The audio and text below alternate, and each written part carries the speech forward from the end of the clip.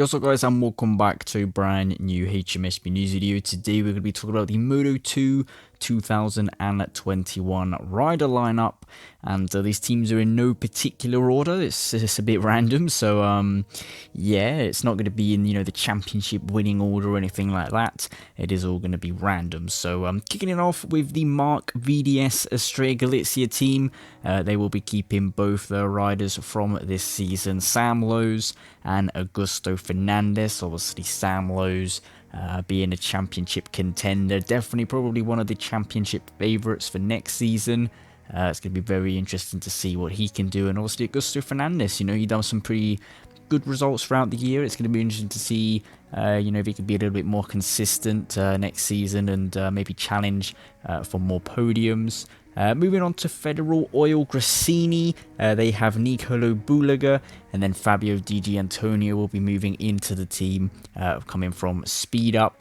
So it's going to be interesting to see two Italians. Obviously Nico Bulaga will be looking to kind of string together some better results, and Di Gianantonio will be hoping to continue to fight at the front for them podiums. Moving on to Idemitsu Honda Team Asia, they have Agura coming in from Moto 3. We've got quite a lot of Moto 3 graduates this season.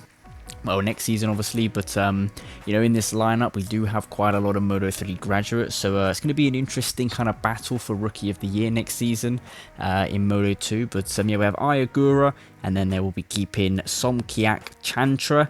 Not too sure if I maybe butchered that name or not, but moving on to ITL Racing team, obviously just come off of winning a world championship with Enea Bastianini. They have Joe Roberts moving in, and they will be keeping Lorenzo Dalla Porta.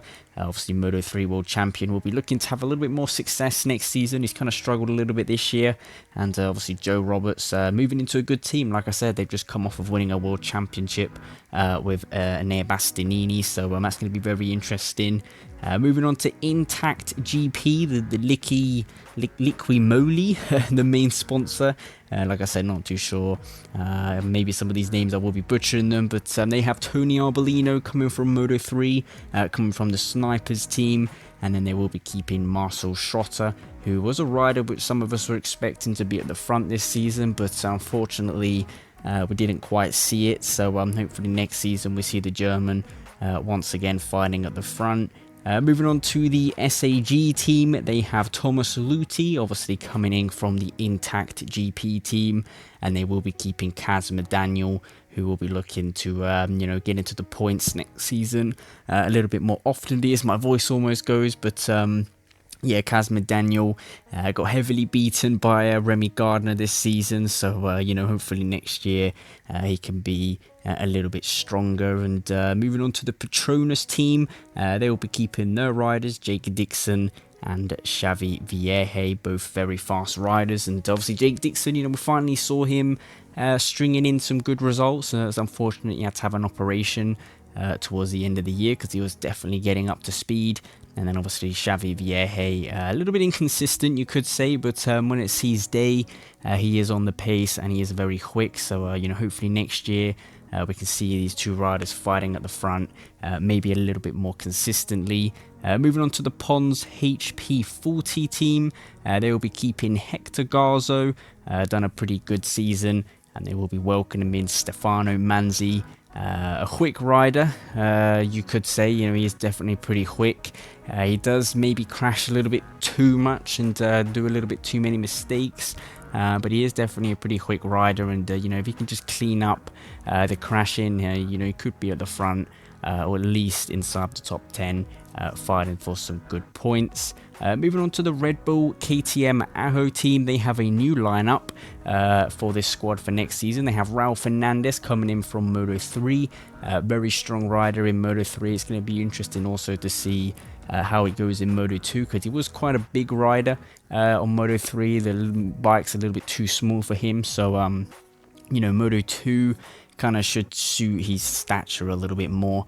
And they will also be welcoming in Remy Gardner, who is another rider to look out for next season. Obviously, he has a lot of pace, a lot of potential, but similar to, Manzi, He does crash out the races a little bit, maybe too often, which is a shame. But you know, hopefully, you know, with the good squad he's going to have around him, they can control him and, you know, tame him a little bit, and maybe see him fighting at the front more often. Because, like I said, he is a rider who is very fast, and he did demonstrate it quite a lot of times in this last season.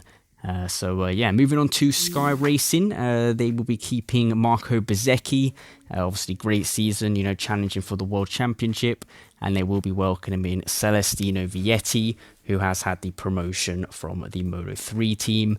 Another rider similar to Raul Fernandez, he's quite tall and kind of big for the Moto 3 bike, so Moto 2 should suit him quite nicely.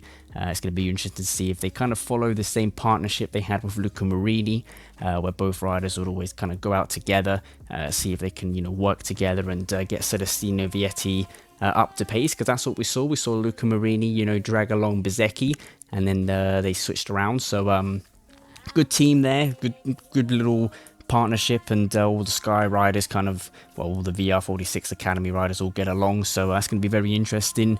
Moving on to American Racing, we have Cameron, I'm probably going to butcher this name, Bouvier.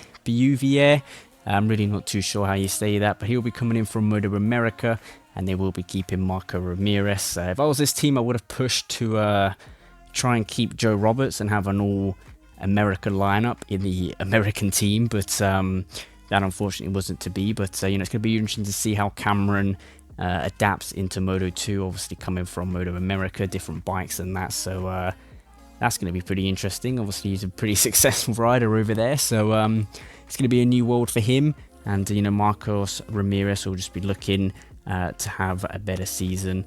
He's obviously another quick rider. And moving on to MV Augusta Forward Racing Team, they will be keeping Simone Corsi, and they will be welcoming in Lorenzo Baldassari, a rider which may be kind of, I guess, disappointing a lot of us in 2020. We was expecting him to be at the front, but unfortunately wasn't to be. But hopefully MV Augusta can maybe get him back up to pace and where he should be.